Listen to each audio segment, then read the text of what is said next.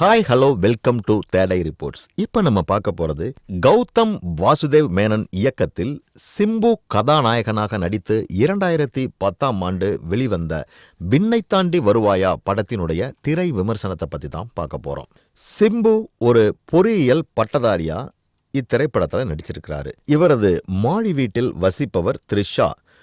முதலாக பார்க்கும்போதே சிம்பு த்ரிஷா மீது காதல் கொள்கிறார். ஆனால் இரு பிரச்சனைகளில் ஒன்று, த்ரிஷா சிம்புவை விட 1 வயது மூத்தவர். இரண்டாவது, சிம்பு ஹிந்து, த்ரிஷா கிறிஸ்துவம். த்ரிஷா வீட்டில் இவர்களது காதலுக்கு கடும் எதிர்ப்பு வருகிறது.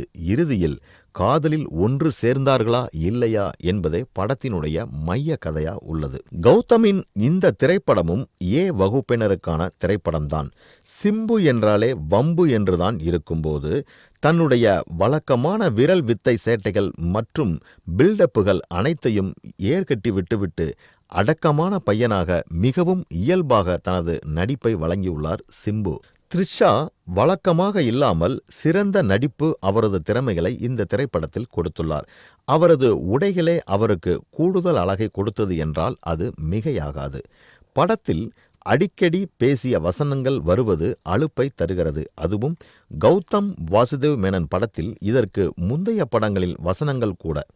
சிம்பு எத்தனை முறை ஜெஸ்ஸி என்று கூறினார் என்றும் த்ரிஷா எத்தனை முறை கார்த்திக் என்று கூறினார் என்றும் போட்டியே வைக்கலாம் போல் அவ்வளவு முறைகள் இந்த இரு பேரினுடைய உச்சரிப்புகளும் படத்தில் வந்து கொண்டே இருக்கும். குறிப்பிடத்தக்க இன்னொருவர் காக்கா கேமராமேன் என்று கூறிக்கொண்டு ஒளிப்பதிவாளராக நடித்திருக்கும் கணேஷ். இவரை போலவே ஒரு அண்ணன் அல்லது ஒருத்தர் நமக்கு உடனிருந்தால் எவ்வளவு சுவாரஸ்யமாக இருக்கும் என்று ஏங்க வைத்து விட்டார். சிம்புவை பார்த்து ஒவ்வொரு முறையும் டே தம்பி என்று ஆரம்பித்து இவர் அடிக்கும் கமாண்டும் உடன் முக பாவனைக்கும் திரையரங்குகளில் சிரிப்பலைகள் வந்து கொண்டே இருக்கின்றன. சிம்புவும் அவருக்கு பொருத்தமாக இருக்கிறார். சார் என்று அவரிடம் சிம்பு பேசும்போது ஒரு செயற்கைத்தனமில்லாத இயல்பான உறவை காண முடிகிறது. காரணம், சிம்புவினுடைய லட்சியமே இயக்குனராவதுதான்.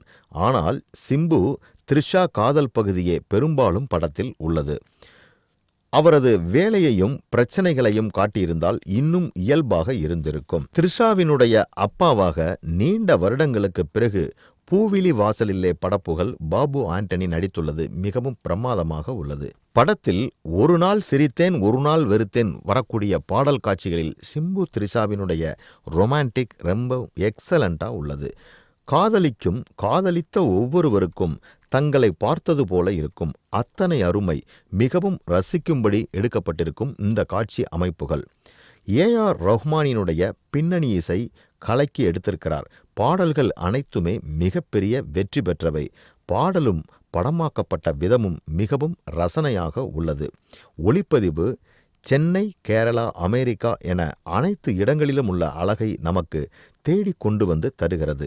இளையவர்களுக்கும் காதலர்களுக்கும் விண்ணை தாண்டி வருவாயா ஒரு மிகவும் அருமையான படம் என்றே நாம் சொல்ல முடியும். இந்த மாதிரி சினிமா செய்திகளை உடனுக்குடன் தெரிந்து கொள்ள தேடை ரிப்போர்ட்ஸை பாருங்கள். கமெண்ட் பண்ணுங்கள், லைக் பண்ணுங்கள், சப்ஸ்கிரைப் பண்ணுங்கள், ஷேர் பண்ணுங்கள்.